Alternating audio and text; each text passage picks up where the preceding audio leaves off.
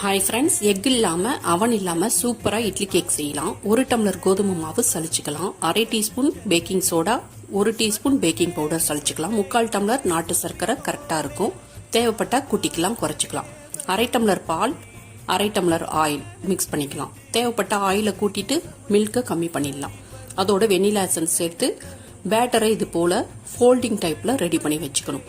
இப்போ இட்லி தட்டில் ஆயிலால் கிரீஸ் பண்ணிட்டு மாவால் டஸ்ட் பண்ணிட்டு இந்த பேட்டரை பாதி ஃபில்லிங் கொடுத்தா போதும். டேப் பண்ணணும், ஏர் பபிள்ஸ் எல்லாம் ரிலீஸ் ஆகும். கார்னிஷ்காக கட் பண்ணி இருக்கிற நட்ஸ் எல்லாம் தூவிடலாம். ப்ரீ ஹீட் பண்ண பாத்திரத்தில் இந்த தட்டை சேர்த்து 1/2 hour கழிச்சு எடுத்து பார்த்தா ஒட்டாம வரும்.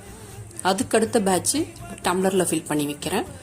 இது நல்லா ஆறுனதுக்கு அப்புறமா எடுத்தா அவ்வளோ அழகாக மோல்டை ரிமூவ் பண்ண முடியுது. டேஸ்ட் அவ்வளோ எம்மியா மவுத் மெல்ட்டிங்கா இருந்தது. அடுத்த நாள் ரொம்ப டேஸ்டா இருக்கு. நீங்க ஒரு வாட்டி ட்ரை பண்ணி பாருங்க. லைக் பண்ணுங்க, சப்ஸ்கிரைப் பண்ணுங்க, ஷேர் பண்ணுங்க. தேங்க்யூ.